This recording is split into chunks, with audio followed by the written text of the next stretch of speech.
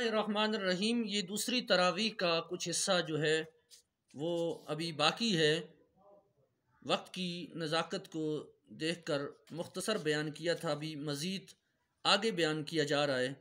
यहाँ से बाकी है कि फ़लम्मा फ़सल तालूत बिलजुनूद, कि फिर जब तालूत ने अपने लश्कर के साथ कूच किया, यानी इससे भी पीछे अगर हम चलें तो यूं कि अलम तरा इलल मलाइ मिन बनी इसराइल, आपने औलाद याकूब में से मूसा के एक गुरोह को देख लिया कि जब उन्होंने कहा, यानी मूसा अलैहिस्सलाम के ज़माने के बाद एक गुरोह ने कहा कि हमें एक ऐसा सरदार हमारे ऊपर मुकर्रर करें। उस दौर के पैगंबर को कहा गया गुरोह मूसा ने कि जो बहादुर हो, जो अल्लाह की राह में लड़ने वाला हो, जो ताकतवर हो, और हम उसके साथ मिलकर जिहाद करेंगे। तो अल्लाह के नबी ने कहा कि देखो, ये जो तुम जिस किस्म की फरमाइश कर रहे हो, फिर अगर तुम उस पर पूरा नहीं उतरोगे, तुम फिर लड़ोगे नहीं, तो फिर याद रखो जिहाद तुम पर फ़र्ज हो गया, तो फिर तुम बुज़दिली दिखाना शुरू कर लोगे। उन्होंने कहा नहीं, हम तो निकलेंगे घर से, अपने आल व अयाल को भी लेके निकलेंगे, हम तो इस्लाम के लिए, दीन के लिए हम खूब लड़ेंगे, जिहाद करेंगे। बहरहाल जिस वक़्त जिहाद फ़र्ज हो गया, फिर हुक्म आ गया कि ठीक है लड़ो। तो फिर नतीजतन क्या निकला कि फिर चंद ही अफराद थे जो है, और थोड़े ही रह गए थे, बाकियों ने मुंह फेर लिया। और अल्लाह ताला कहता है कि वल्लाहु अलीमुम बिज़ालिमीन, बेशक अल्लाह ताला ज़ालिमों को जानता है। फिर अल्लाह ताला ने जो है, अल्लाह ताला के हुक्म से तालूत को एक सलार मुकर्रर कर दिया गया, उनका एक सिपा सलार मुकर्रर कर दिया गया। और फिर अल्लाह ने तालूत को जो है, उनको अल्लाह ताला ने एक ताकत दी, और ताकत के साथ साथ जो है अल्लाह ताला ने उन्हें एक फ़जीलत दी। फ़जीलत के साथ साथ अल्लाह ने जिस्मानी क़ुव्वत भी अल्लाह ताला ने जो है हज़रत तालूत को अता फ़रमाई। और फिर वो बनी इसराइल के बादशाह बन गए। फिर बनी इसराइल के जिसकी तफसील जो है यहाँ पर पूरी मौजूद है कि जब वो बनी इसराइल के बादशाह बन गए तो उस वक्त के नबी ने इरशाद फरमाया कि अल्लाह ताला ने तुम्हारे लिए, तुम्हारे कहने पर एक बादशाह मुकर्रर कर दिया गया है, और अब तुम जो है इसकी इत्तिबा करो। तो बाकायदा तौर पर फिर निशानियाँ बताई गई कि ये जो सरदार है, इसकी ये अल्लाह की तरफ से मुंतखब होने की निशानी ये है कि इनके पास ताबूत है, जिसमें जो है वो मूसा अला नबीना वस्सलातु वस्सलाम, हारून अलैहिस्सलाम की कुछ मुबारक किस्म के जो है वो अशिया हैं जो इनके अंदर मौजूद हैं। और ये निशानी है अल्लाह की तरफ से कि जब ये आपके पास होंगी तो इनकी बदौलत से अल्लाह ताला आपको फ़तह भी अता फ़रमाएगा, अल्लाह आपको दिलों को सुकून भी अता फ़रमाएगा। पता ये चला ईमान वालों कि अल्लाह ताला के नेक बंदों के जो तबर्रकात होते हैं, उनसे अगर कोई बंदा जो है वो मुस्तफ़ीद होता है, उससे अगर कोई बरकत लेता है तो अल्लाह ज़रूर उसे बरकत अता फ़रमाता है। जैसा कि नबी पाक सल्लल्लाहु अलैहि वसल्लम के मोए मुबारक हैं, तो अगर कोई शख्स मोए मुबारक की ज़ियारत करता है तो उससे दिल को सुकून मिलता है, क्योंकि नबी पाक के मोए मुबारक से भी अल्लाह ताला की निशानियों में से वो एक निशानी है। तो और बहुत सारी ऐसी चीज़ें हैं कि जिस तरह एक सहाबिया से ये बात साबित भी है कि उनके पास नबी पाक सल्लल्लाहु अलैहि वसल्लम के मोए मुबारक थे। जब कोई मरीज़ आता था तो वो आप उनमें डुबो कर उन्हें पिला देते थे, अल्लाह ताला शिफा अता फरमा देता था। इसी तरीके से कईयों सहाबा कराम के पास मतलब है कि नबी पाक सल्लल्लाहु अलैहि वसल्लम के नाखन मुबारक थे और उनकी वो बरक़ात हासिल करते थे।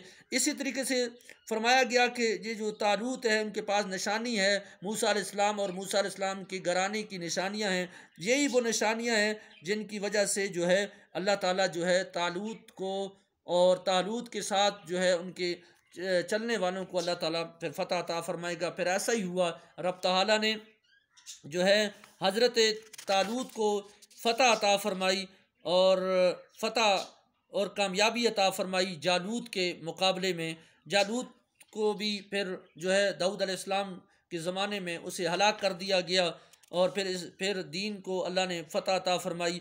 अल्लाह ताला खुल कर अपनी निशानियों को बयान फरमाता है कि किस तरह जो है जो जाबिर ज़ालिम होता है और वो हमेशा नाकाम होता है, जो हक़ पर कायम होता है अल्लाह ताला उसे कामयाबी अता फ़रमाता है। जो अल्लाह की आयतों को पढ़ते हैं, अल्लाह ताला की आयतों की तिलावत करते हैं और रसूलों को रसूल जानते हैं, यकीनी बात है कि वो लोग दुनिया में भी अल्लाह ताला की जो है वो यूँ समझे खलीफा हैं। अल्लाह उन्हें दुनिया की सल्तनत भी अता फ़रमाता है और क़यामत के दिन भी अल्लाह ताला उन्हें जन्नत में आला मकाम रब्बुल आलमीन उन्हें अता फरमाएगा।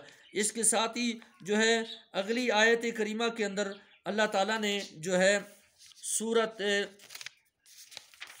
अब मज़ीद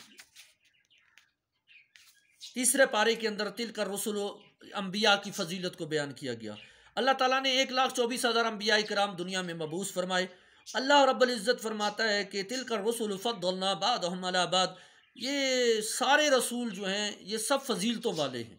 अल्लाह ने जितने रसूल भी भेजे सारे रसूल फजीलतों वाले हैं, लेकिन मेरा रब फरमाता है उनमें से बाज़ ऐसे हैं जिनके साथ मैंने कलाम किया, बाज़ ऐसे हैं जिनको मैंने बुलंद दर्जे अता फरमाए, जैसे कि ईसा अलैहिस्सलाम, ईसा बिन मरियम को उनको मैंने एक अलग ताकत अता फरमाई, उनके हाथ के अंदर एक ताकत अता फरमाई।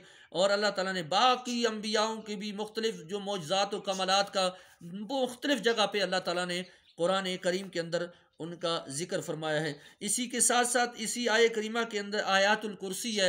ये आयातुल कुर्सी की बड़ी फजीलत है। हदीस मुबारका के अंदर आता है, अगर कोई शख्स आयातुल कुर्सी पढ़ता है, रात को पढ़ता है, पढ़कर सो जाता है, तो ये आयतुल कुर्सी उसकी, उसके माल की, उसकी घर की हिफाजत करते हैं। एक मशहूर सहाबी रसूल का वाक़या है कि वो उनकी ड्यूटी बैतुल माल पर लग गई थी। उन्होंने देखा एक जो है चोर आया, वो माल को चोरी करने लगा।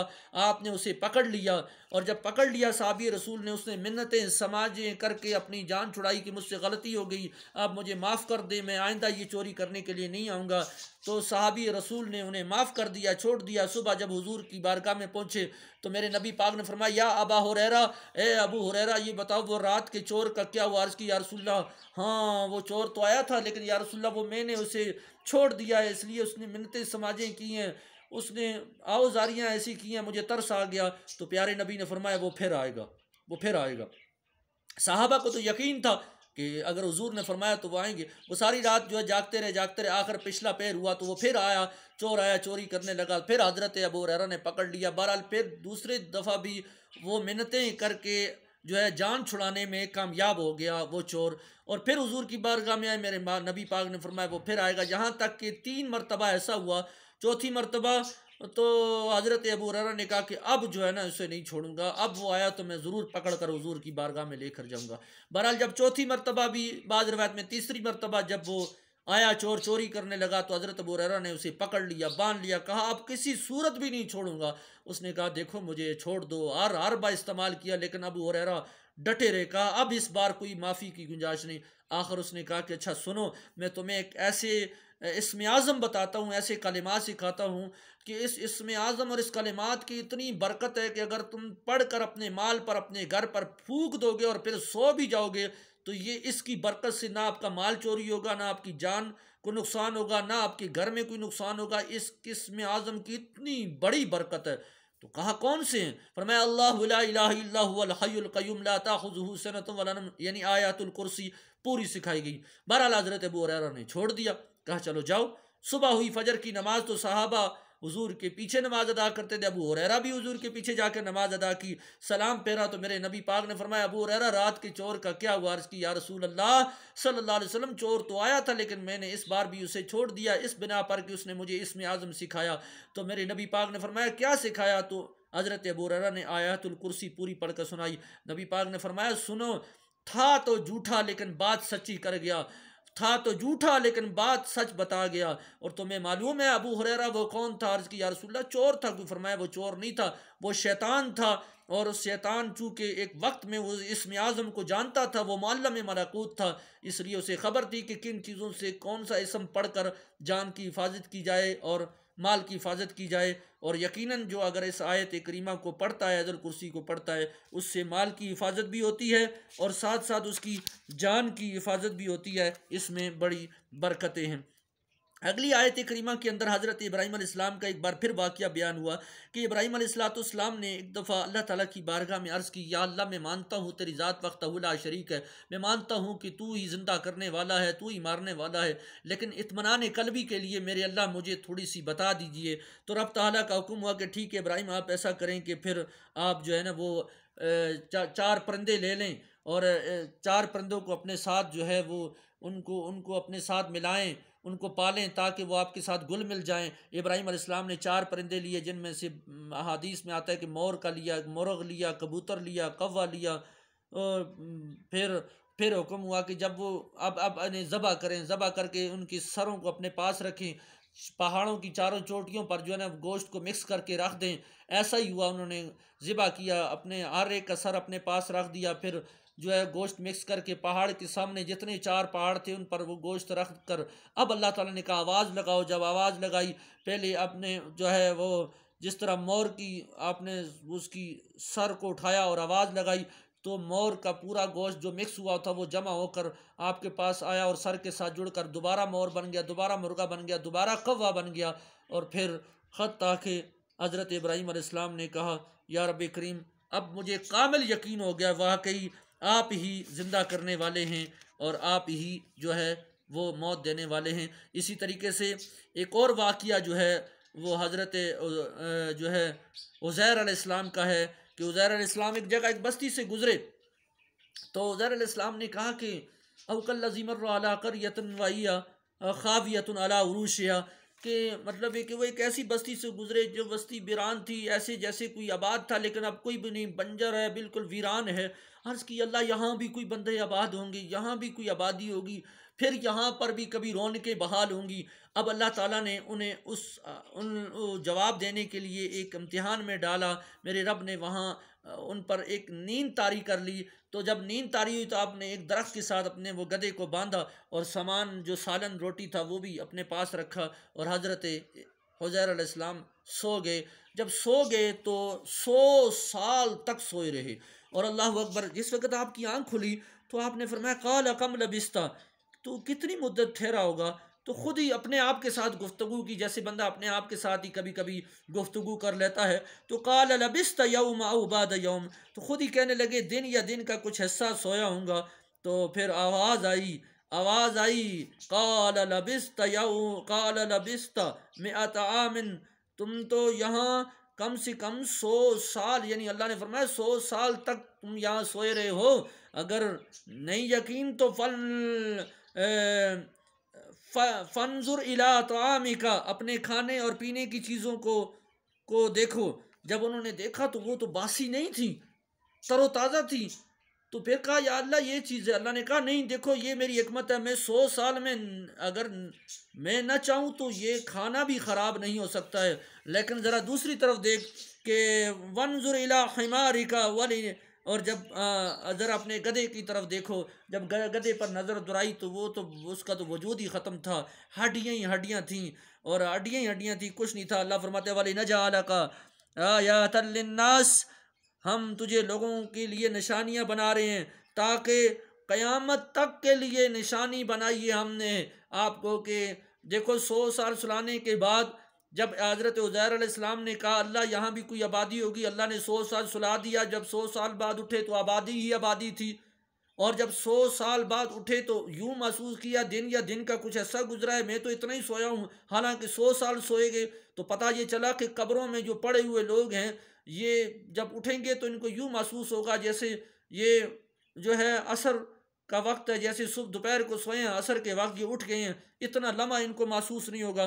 तीसरी बात अल्लाह फरमाता है कि अगर मैं चाहूँ तो जब किसी चीज़ को मैं ख़राब न करना चाहूँ तो देखो ये खाना रखा हुआ है 100 साल बाद भी ये गर्म ही है, तरोताज़ा ही है। यानी अपने नेक बंदों में से जिसके जिस्म को अल्लाह ताला ज़ाया न करना चाहे तो फिर वो जिस्म ज़ाया नहीं हो सकता है।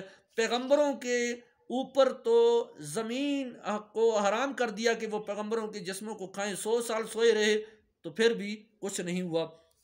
इसी तरीके से मज़ीद आगे जो है बताया गया है कि अगली आयात करीमा के अंदर इस बात का हुक्म दिया गया है, सूद के मतलब है, सूद की हुर्मत को बयान किया गया है। उलमाए कराम ने कहा कि सूद को जो हलाल समझता है वो यकीनी बात है वो काफिर है, क्योंकि सूद हराम है। और अदना तरीन सूद के खाने वाला, सूद का काम करने वाले का अदना तरीन गुनाह ये है कि वो अपनी माँ के साथ 70 बार ज़िना करता है। इतना अब अंदाज़ा लगाएं कि किस कदर ये ख़राबी है और इससे बचना चाहिए। अल्लाह ताला से दुआ है इस सूरत की आखिरी आयत में मेराज की रात अर्श पे और ये सूरतें जो हैं इसमें कुछ बातें ऐसी हैं जो जिसका मेराज के साथ भी मुनासबत है इन आयात करीमा के अंदर। इंशाअल्लाह अज़ीज़ अगली तीसरी तरावी में हम मज़ीद जो है तीसरे पारे के निस्फ से चौथे पारे के इंशाअल्लाह तसलसल को आगे मज़ीद बयान करेंगे। अल्लाह ताला मेरा बयान करना, आपका सुनना और इस पर अमल पैरा होने की अल्लाह ताला हमें तौफ़ीक़ अता फ़रमाए। जो गलतियाँ हैं वो अल्लाह ताला उसकी माफ़ी अता